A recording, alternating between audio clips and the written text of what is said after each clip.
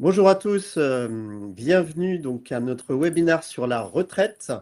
On est ravis de vous accueillir pour ce webinaire. On va passer 45 minutes ensemble. Donc moi, je m'appelle Erwan Guillaume, je suis directeur commercial et associé pour le média lepetitjournal.com. Merci beaucoup d'ailleurs de nous lire partout dans le monde. Aujourd'hui, je suis accompagné de 3 personnes. Donc Chloé, qui travaille également au petitjournal.com, et j'ai Rachida Kassi, donc, qui est directrice marketing de la communication et du développement de la Caisse des Français de l'étranger. Et j'ai également la chance d'avoir Alexis de Saint-Albin, qui est directeur du développement international chez Malakoff Humanis. Alors, je voulais juste préciser un point en préambule. On est ravis de vous avoir aujourd'hui, donc la CFE et Malakoff Humanis. Je ne sais pas si vous le savez, on va fêter nos 25 ans de collaboration. On a commencé à travailler ensemble en 2001. Et l'année prochaine, on sera en 2026. Donc, on est très heureux de cette longue collaboration. On vous donne la parole aujourd'hui sur un sujet qui est important, la retraite. Comment vous allez, Alexis et Rachida? Pleine forme. Pleine Ça va, forme? merci. Ok. Bon, Rachida, bravo, tu enchaînes la deuxième conférence. Tu étais en ligne avant sur la protection sociale. Donc, on va passer à la retraite maintenant. En fait, ces 2 conférences s'intègrent dans un slot qu'on a sur l'Asie du Sud-Est, où on aborde plusieurs sujets. Hier, on avait l'éducation avec le lycée français, l'investissement et le patrimoine avec Pierre et Placement. Et aujourd'hui, donc, la santé et la retraite. Au total, c'est 450 inscrits sur ces 4 conférences. Aujourd'hui, on est 90 inscrits sur la retraite. Vous êtes déjà 32 en ligne, donc merci beaucoup pour votre confiance. Je viens au sujet. Donc, on va parler aujourd'hui de la retraite. Vous vous interrogez sur votre retraite en tant qu'expatrié, comment continuer à cotiser, valider vos trimestres et préparer sereinement votre retour en France. Vous êtes au bon endroit. On va parler de tous ces sujets-là aujourd'hui. Rachida et Alexis vont passer une présentation pendant les premières 30 minutes. Et ensuite, en fait, on piochera des questions. Vous pouvez poser des questions à droite dans le chat. On ne pourra pas toutes les traiter, mais on essaiera de répondre au maximum de questions sur les 10-15 dernières minutes. Et ensuite, vous recevrez naturellement la présentation et le replay de l'événement si vous voulez le regarder à nouveau ou si vous êtes arrivé un petit peu en retard. Donc, merci encore. N'hésitez pas à nous saluer, à nous dire d'où vous venez, où vous êtes expatriés. On est ravis de vous accueillir et je passe la main à Rachida et Alexis qui vont commencer la présentation. Merci beaucoup. Alors, bonjour à tous. Merci Erwan et le Petit Journal de nous laisser une fois de plus cette opportunité de rentrer dans le détail, cette fois du sujet de la retraite. Et la CFE va intervenir lors de cette conférence sur la retraite dite de base. Et je suis accompagnée d'Alexis, donc de Malakoff Humanis, notre expert en retraite complémentaire. Donc aujourd'hui, à nous deux, on va vraiment réussir à reconstituer et à expliquer le fonctionnement du système de retraite français et de voir comment il se transpose lorsque l'on travaille à l'étranger, donc plus particulièrement aujourd'hui sur la partie Asie du Sud-Est. Donc, je vais laisser la main à Alexis. Oui, bonjour à toutes et tous. En introduction, quelques définitions et quelques mots sur les conventions de sécurité sociale. Lors de cette présentation, quand on parlera de détachement et d'expatriation, on l'entend au sens de la sécurité sociale. Un détaché, c'est quelqu'un qui est envoyé par son employeur français temporairement à l'étranger et qui est maintenu dans les régimes de sécurité sociale obligatoires français. Et quand on va parler d'expatriation et d'expatriés, ça concerne quelqu'un qui n'est plus dans les régimes français de sécurité sociale obligatoire, donc y compris la retraite, qui cotise ou en tout cas qui a les régimes de protection sociale du pays dans lequel il vit ou travaille. Et donc, un expatrié, pour nous, c'est à la fois un salarié envoyé par une entreprise française, quelqu'un en contrat local. Voilà, on ne fait pas de distinction. C'est au sens de la sécurité sociale qu'on va employer ces termes. Alors, avant de dire 2 mots des conventions de sécu, on va rappeler juste que là, on va essentiellement parler de la retraite des salariés du secteur privé en France. Et vous le savez sans doute, la retraite est constituée de 2 niveaux, la retraite de base de la sécurité sociale, et donc Rachida en parlera, et les régimes complémentaires Agirc-Arrco. Et ça, c'est moi qui en parlerai. Alors, quand on est expatrié à l'étranger, on ne cotise plus de manière obligatoire via son employeur au régime français, et donc il n'y a plus de présence, en tout cas obligatoire, dans les régimes de retraite françaises. Les conventions de sécurité sociale, il y a deux types. Il y a des conventions bilatérales, ce sont des traités que la France signe avec un autre pays pour dire, OK, en matière de protection sociale, il faut qu'on s'arrange pour que les périodes cotisées dans les deux pays soient reconnues, pour pas qu'il y ait une rupture de la durée d'assurance, parce que vous savez qu'en France, notamment pour le régime de base, on regarde la durée d'assurance pour avoir un taux plein en retraite de base. Donc, on va avoir les conventions bilatérales France et un autre pays, et les règlements européens, ce sont tous les pays de l'Union européenne, ainsi que les 3 pays de l'espace économique européen, Liechtenstein, Islande et Norvège, et la Suisse est associée. Alors, à quoi ça sert? Une convention bilatérale ou les règlements européens, ils servent à totaliser les périodes d'assurance de ces pays. Donc, je vais donner un exemple très rapide. Si il faut 42 ans, par exemple, en France pour avoir le taux plein, que j'ai travaillé 30 ans en France et 12 ans dans un ou plusieurs pays de l'Union européenne, ça fait bien 42 ans. La France va reconnaître cette durée complète. Et donc, je n'aurai pas de pénalité liée à la durée. Si j'ai travaillé 30 ans en France et je cherche un pays asiatique ayant une convention de sécu, je crois qu'il n'y en a pas beaucoup, donc je ne vais pas prendre un pays asiatique, je vais prendre les États-Unis. J'ai travaillé 30 ans en France et 12 ans aux États-Unis, ça fait 42 ans. Et donc, la France dira, OK, vous avez vos 42 ans, vous avez le taux plein. Voilà. Donc, voilà à quoi servent les conventions bilatérales et les règlements européens. Alors, il y a quand même un certain nombre de pièges à éviter. Alors, d'une part, il y a beaucoup de pays qui n'ont pas de convention de sécurité sociale en retraite. Et en Asie, il y en a très peu, je ne les connais pas par cœur, mais en tout cas, des pays comme Singapour, Thaïlande notamment, n'ont pas de convention. C'est-à-dire que les périodes travaillées dans ces pays ne sont pas reconnues par la France. Donc, il y a un trou de carrière et un trou dans l'acquisition des droits à retraite en France. Et l'autre chose très importante, c'est que autant au sein de l'espace économique européen, on va accumuler les périodes travaillées dans plusieurs pays, autant on ne peut pas le faire quand on a travaillé dans plusieurs pays ayant chacun une convention bilatérale. Ce qu'il faut avoir en tête, c'est que si on veut penser à son avenir, il faut aussi raisonner historique et dans quel pays je suis, est-ce qu'il y a une convention et s'il n'y a pas de convention, là, il faut se poser la question, est-ce qu'il y a un intérêt de cotiser ou pas? C'est ce que nous allons voir tout de suite avec le régime de base. Et je laisse la parole à Rachida. Oui, alors juste pour compléter ce que tu disais, merci.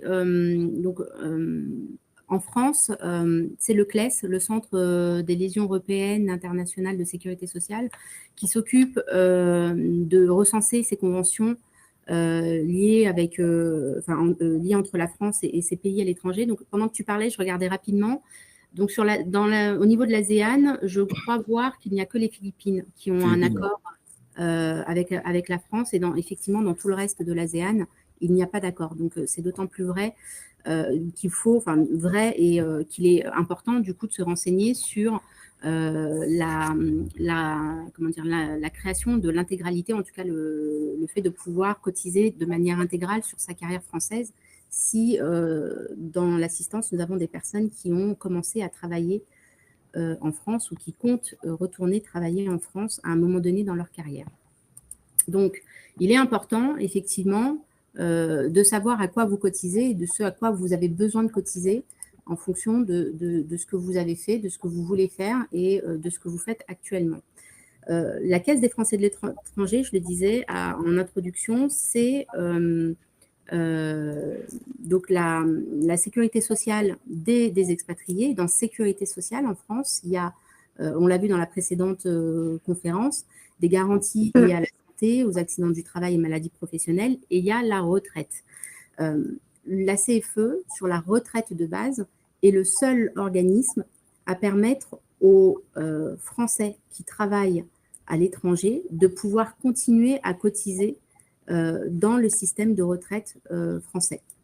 Je vais vous expliquer pourquoi, mais avant tout, je vais peut-être dire 2 mots sur la CFE. Donc, on est un organisme de sécurité sociale, on est régi par le Code de la sécurité sociale et on a donc pour métier de transposer l'équivalent de la sécurité sociale française partout dans le monde. Donc, je l'ai dit, sur la partie santé, les risques prévoyance, les risques professionnels et sur la retraite. Donc, on est présent partout dans le monde puisqu'on transpose le modèle français à l'étranger. Et donc, on représente, du coup, on assure un peu plus de 110 000 clients et on couvre un peu moins de 200 000 bénéficiaires partout dans le monde. Et on peut adhérer à la CFE soit à titre individuel, soit par le biais de son employeur qui a un rôle de mandataire. Et donc, ça, c'est important dans la suite de notre discussion de voir quel peut être le rôle de l'employeur.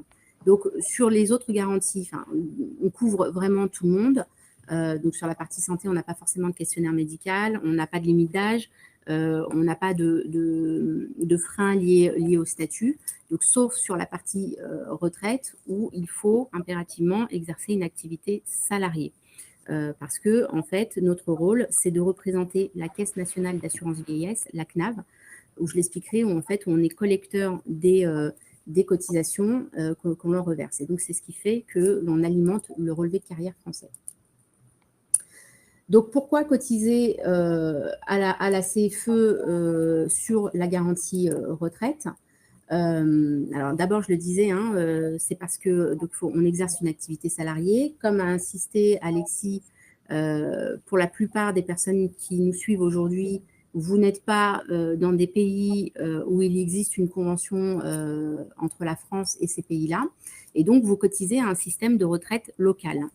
Du coup, aujourd'hui, si vous avez déjà commencé à travailler en France, les cotisations en France, elles sont obligatoires. Vous avez déjà alimenté votre relevé de carrière français. Et donc, vous êtes en train, si vous remplissez toutes ces conditions-là, vous êtes en train de vous créer un trou dans votre carrière française. Et donc, la CFE intervient. Quand je dis qu'on représente juste la CNAV, ça veut dire que dans le calcul de la retraite de base, on prend en compte plusieurs éléments, dont le nombre de trimestres cotisés et la moyenne des 25 meilleures années de salaire. Donc, dans le cadre des conventions, donc en l'occurrence pour les personnes qui nous suivent depuis les Philippines, ces conventions, elles ne permettent de prendre en compte que les trimestres cotisés à l'étranger. Elles ne permettent pas de prendre en compte les salaires s'ils font partie des 25 meilleures années de salaire. En cotisant à la CFE, ça vous permet, donc, je le dis, j'insiste dessus, de prendre vraiment tous les éléments dans le cadre dans le calcul de la pension, dans le montant final de votre pension. Et puis, donc, en fait, là, je vais m'adresser aux personnes qui ont travaillé dans plusieurs pays. Là, ce qu'il faut regarder, c'est si dans les pays dans lesquels vous avez travaillé, il existe des conventions. Et si vous avez travaillé dans plusieurs pays où il existe des conventions, vous ne pourrez pas, ce qu'a expliqué Alexis, vous ne pourrez pas intégrer dans votre carrière française l'ensemble de vos trimestres, puisque le cumul des conventions n'est pas possible dans le cadre des conventions. Seule une carrière, enfin un pays à convention peut être intégré dans le calcul de la retraite française, donc dans le nombre de trimestres.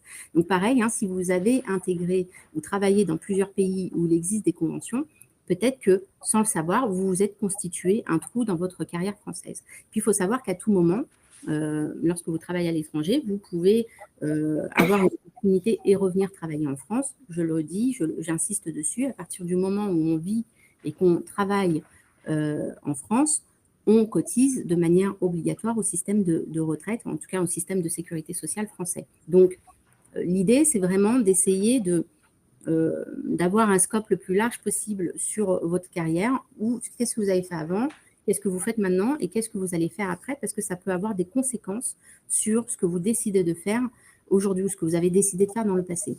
Donc, en plus donc de reconstituer l'ensemble des éléments dans le calcul de la pension, le fait de cotiser à la CFE, ça vient gommer tous ces jeux de conventions bilatérales. Et donc, si vous avez cotisé à la CFE dans plusieurs pays où il existe des conventions bilatérales, le fait d'avoir cotisé à la CFE vous permet d'alimenter votre compteur de trimestre sur l'intégralité de votre carrière. Pourquoi? Parce que vous avez cotisé en parallèle à la CFE, et je dis bien en parallèle. Le fait de cotiser à la CFE, donc la CFE est un organisme de sécurité sociale volontaire, il n'y a aucune obligation d'y cotiser, donc ça n'exempte pas des cotisations locales obligatoires. Donc bien souvent, vous êtes obligé, pour vous constituer et sécuriser votre relevé de carrière français, votre pension de retraite française sur la partie base, hein, sur la base, vous avez besoin de doublement cotiser.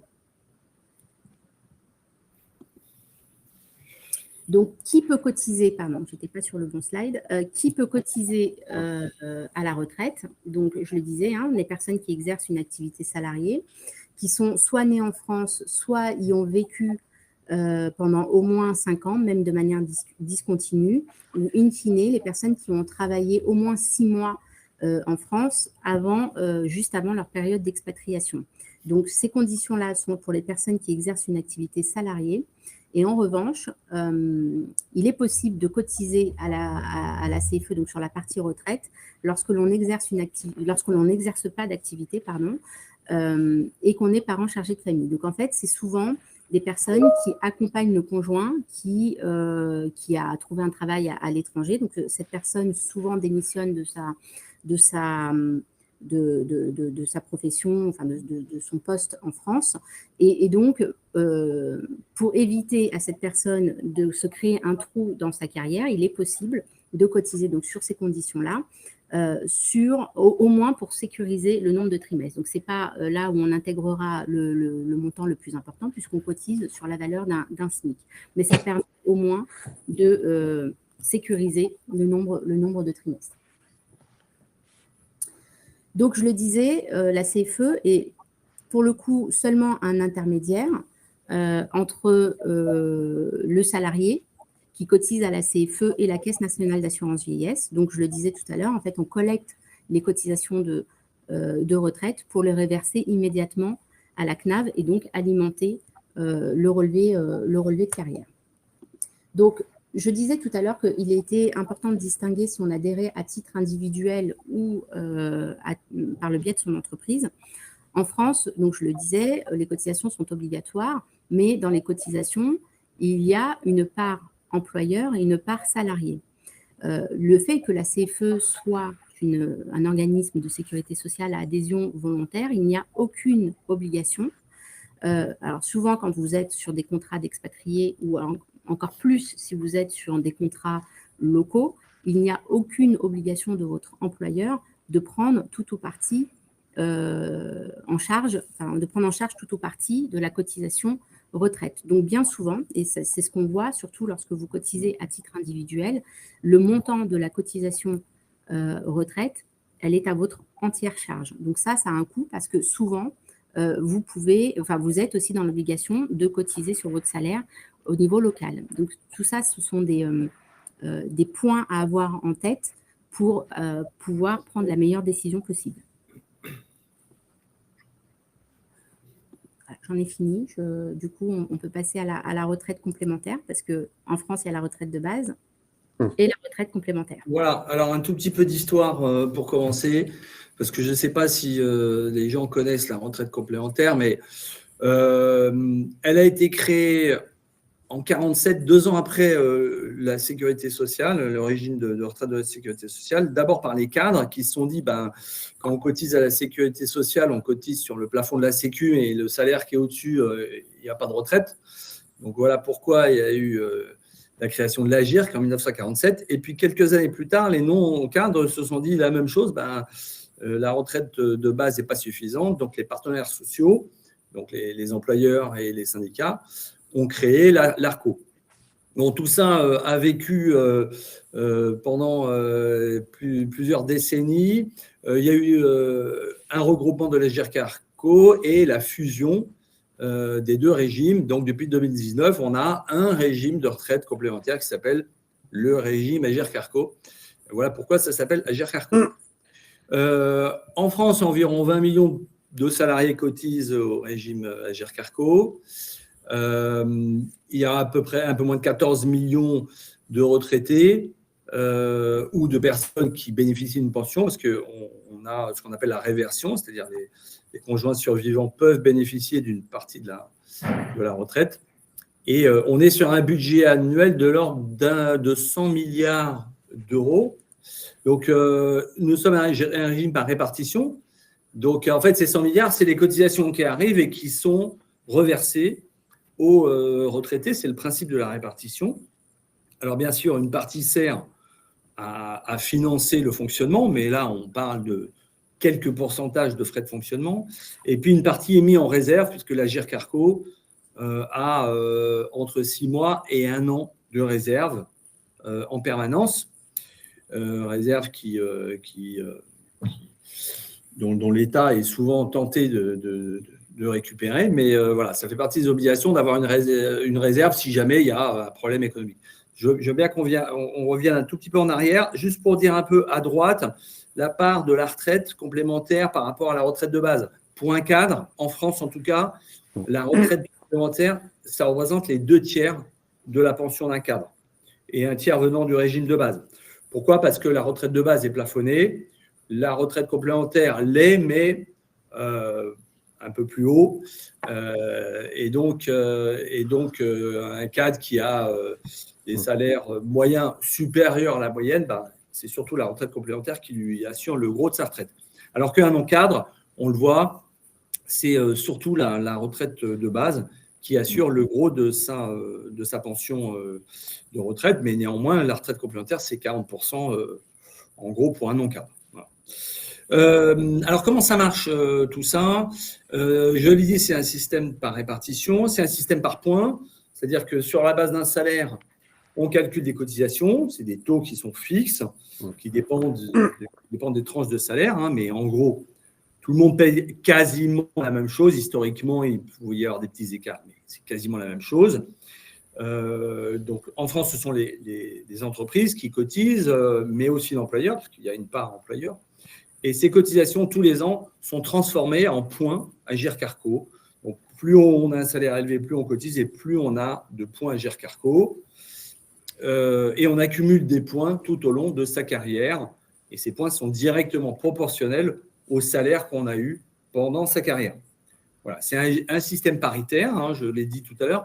Paritaire, c'est-à-dire qu'on est piloté par les partenaires sociaux. Dans nos conseils d'administration, nous avons le représentant des employeurs et les représentants des salariés, le patronat et les syndicats, et bien sûr à but non lucratif, puisqu'on n'a pas d'actionnaire à rémunérer. Et mis à part les frais de gestion de quelques pourcents que j'ai évoqués tout à l'heure, tout ce qui est cotisé sert soit à mettre en réserve, soit à verser les pensions aux retraités. Voilà très rapidement sur le fonctionnement de l'Agirc-Arrco. Alors oui, quand la liquidation de la retraite complémentaire, donc comment ça se passe à la fin de la carrière, de sa carrière pour la retraite complémentaire ? Eh bien, on prend tous les points Agirc-Arrco qu'on a acquis pendant sa carrière, on multiplie par la valeur du point et ça nous donne la pension. L'âge légal, c'est 67 ans, mais on peut partir avant si on a un taux plein, c'est-à-dire si on a une carrière reconnue par le régime de base complète. Voilà, donc c'est là où c'est aussi important d'avoir en tête ce sujet, c'est-à-dire que si vous avez un trou de carrière et que votre retraite de base n'est pas complète, eh ben vous êtes susceptible d'être pénalisé pour la retraite de base, mais aussi pour la retraite complémentaire. Ou alors, il faut attendre les 67 ans pour liquider votre retraite complémentaire à taux plein. Voilà. Sur ces principes, on voit que on peut cotiser pendant 20 ans, on aura acquis des points, et puis on peut arrêter de cotiser, et ben ces points nous donneront une retraite plus tard. Simplement, si on arrête de cotiser, on n'a plus de points, donc on a une pension de retraite complémentaire qui est forcément plus faible. Voilà pour la liquidation. Quand on est à l'étranger, alors, comme Rachid l'a dit, la retraite en France est obligatoire, hein, donc là, votre employeur n'a pas de choix, il cotise pour vous à une caisse de retraite Agirc-Arrco. Pour les expatriés, le principe de base, c'est que c'est facultatif. On peut cotiser de deux manières. Soit vous êtes envoyé par une entreprise française et elle continue à cotiser pour vous à sa caisse de retraite, soit vous adhérez à titre individuel. Mais vous pouvez, comme à la CFE, nommer une entreprise mandataire. Donc, vous adhérez, juridiquement, c'est vous qui adhérez à l'Agirc-Arrco, mais vous pouvez nommer une entreprise qui va recevoir les appels à cotisation et payer les cotisations à votre place. Le salaire qui est soumis à cotisation quand on est expatrié, alors vous savez qu'en France, c'est le salaire fiscal, c'est-à-dire tous les avantages en espèces, en nature, sont réintégrés et donc on cotise dessus. Là, en expatriation, on est sur une base volontaire, puisque un salaire brut à Singapour, Hong Kong ou en Thaïlande n'est pas forcément comparable à un salaire brut en France. Donc, on cotise sur une base volontaire. C'est une des seules différences avec le système français, puisque là, on n'a pas le choix. Et les taux de cotisation, ce sont les taux de cotisation réglementaires de l'Agirc-Arrco. Ça, c'est pareil, on ne peut pas les négocier. Ce sont les taux qui sont les mêmes pour tout le monde. Voilà pour cette diapo. Alors, à l'étranger, bien entendu, vous avez des systèmes très variés qui sont souvent des systèmes par capitalisation, qui sont souvent, mais pas obligatoirement, des systèmes liés à l'entreprise. Donc, bien entendu, il y a des systèmes à l'étranger qui sont parfaitement valables et intéressants, hein. Les points de vigilance, pour moi, ce sont notamment l'accès au régime. Donc, est-ce que vous avez un système de retraite ou pas? Dans certains pays, il y a des conditions pour l'avoir. Dans certains pays, il n'y en a pas. Ça peut être facultatif. La portabilité des droits, c'est quelque chose de très important. C'est quoi la portabilité des droits? C'est de dire, j'ai des droits à la retraite dans un pays. Est-ce que si je rentre en France, je vais pouvoir exporter ces droits? Et exporter ces droits sans condition pénalité, et notamment fiscale. Je vous donne un exemple. Avec les États-Unis, il y a une convention de sécurité sociale. Et donc, si vous avez travaillé aux États-Unis, vous aurez une pension de base américaine qui n'est pas très éloignée de la pension de base française. Mais par contre, si vous liquidez votre pension américaine en dehors de la convention franco-américaine, vous aurez une fiscalité plus lourde que si vous l'avez liquidée en passant par la convention franco-américaine. Donc, il y a des pays qui peuvent fiscaliser la retraite en fonction de votre pays de résidence ou d'autres sujets. Voilà. Donc, c'est ça qu'il faut avoir en compte. Il faut aussi se dire que c'est une évidence, mais quelquefois, elles sont bonnes à dire. La retraite, ça se prépare dans la durée. C'est pas pour rien qu'on a ces débats en France sur la durée d'assurance. C'est-à-dire que ce n'est pas 5 ou 10 ans avant de prendre sa retraite qu'il faut se dire qu'est-ce que je vais faire pour ma retraite?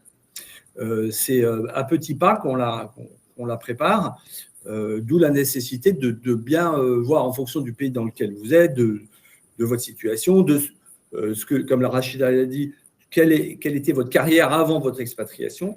L'important, c'est de bien voir quel est votre intérêt ou pas de continuer à cotiser au régime de base et ou à la retraite complémentaire lorsque vous êtes à l'étranger. Donc, très clairement, quelqu'un qui est parti depuis 25 ans et qui ne cotise pas depuis 25 ans, il a moins d'intérêt de maintenir la continuité.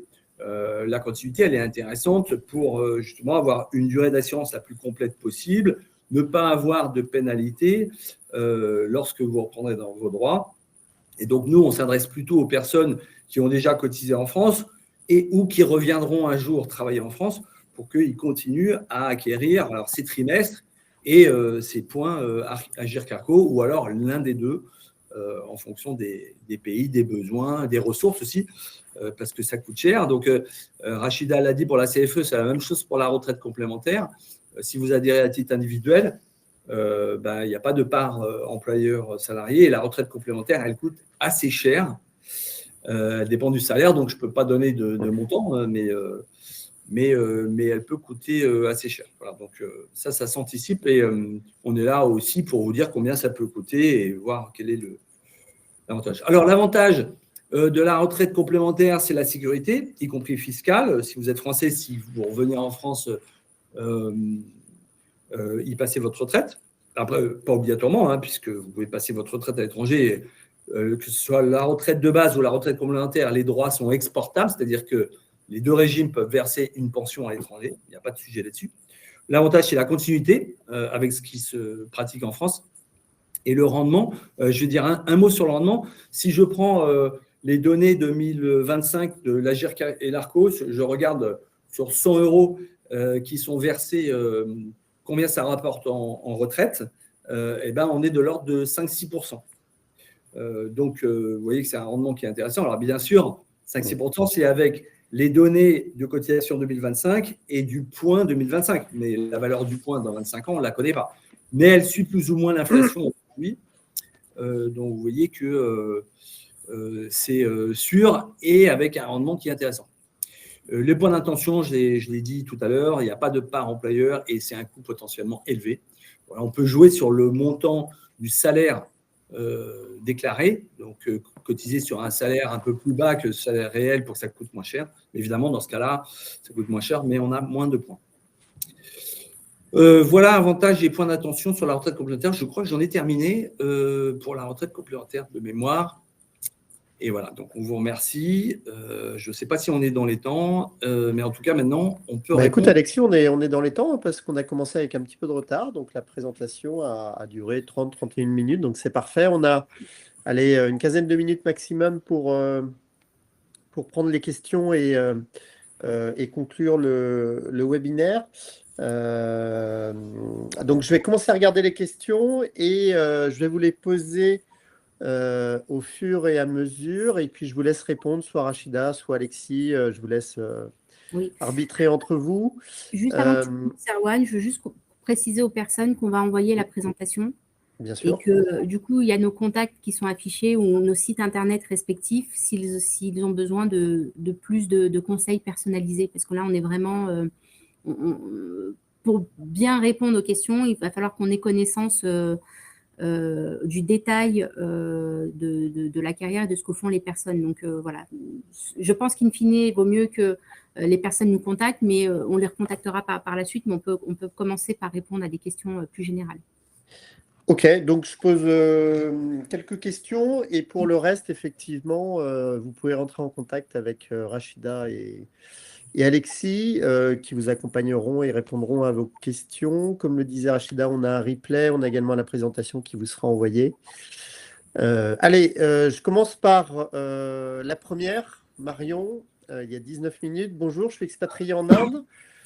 Sans activité salariée, j'élève mon enfant. Est-ce que je peux cotiser à la retraite? Alors oui, sur ces éléments-là, oui. Alors à la retraite de base, je vais parler pour la CFE, oui. Après, la question, ça va être donc sur le statut du conjoint parent chargé de famille et à condition que son enfant ait moins de 20 ans. Donc, je comprends que c'est le cas.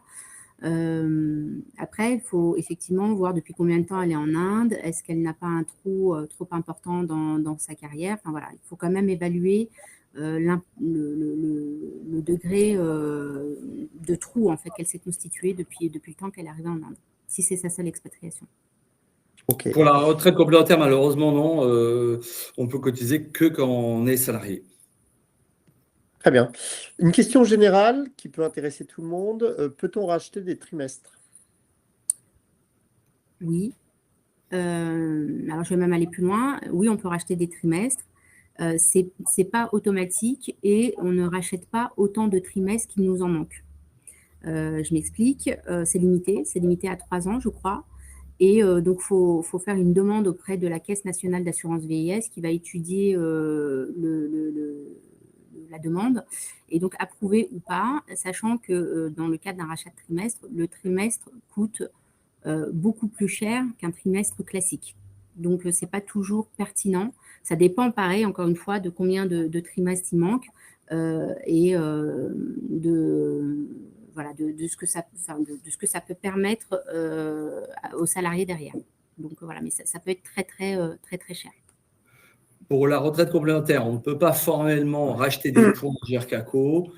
On peut, dans certains cas, adhérer rétroactivement. mais on ne peut pas adhérer, alors sauf cas particulier si c'est un employeur français, mais on peut facilement adhérer sur quelques années en arrière. Bon, après, ça coûte cher parce qu'il va falloir qu'on paye les cotisations des quelques années en arrière. Mais on ne peut pas revenir 20 ans en arrière. Très bien. Alors, j'ai deux questions qui se ressemblent, qui se rejoignent, une de Imad et une de Gérard. Je vous les donne telles quelles. Je pense que c'est intéressant pour tout le monde. Bonjour, est-ce qu'il est possible d'avoir une consultation personnalisée? La question de Gérard, est-il possible de passer en revue tout cela avec vous de façon personnelle? Je pense que derrière la question, c'est, voilà, certaines personnes ont des interrogations sur la retraite, souhaitent en savoir plus, pourquoi pas adhérer. Concrètement, quel est le process? Comment ça se passe? Ils vous contactent? Vous pouvez nous en dire plus? Côté CFE, oui, ils nous contactent. On a une plateforme téléphonique donc qui est habilitée à répondre à ce type de questions et à conseiller au mieux. Et voilà, de toute façon, donc si cette personne souhaite être contactée, on va se permettre de prendre ses coordonnées s'il le veut bien et on le contactera. Et pour Malakoff Humanis, alors je n'ai pas fait le lien parce que c'est tellement évident, je n'avais pas parlé, mais pourquoi Malakoff Humanis Agir Carco, c'est que la caisse Agir Carco dédiée aux expats, elle fait partie du groupe Malakoff Humanis. Hein, voilà. J'ai parlé de l'Agir Carco, mais c'est nous qui sommes les interlocuteurs, tout comme la CFE, pour le compte de la CNAV.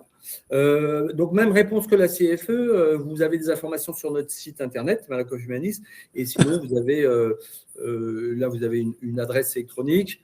Vous avez un numéro de téléphone que vous trouverez sur notre site si vous souhaitez nous appeler. Et là, il y a un conseiller qui pourra répondre à vos questions.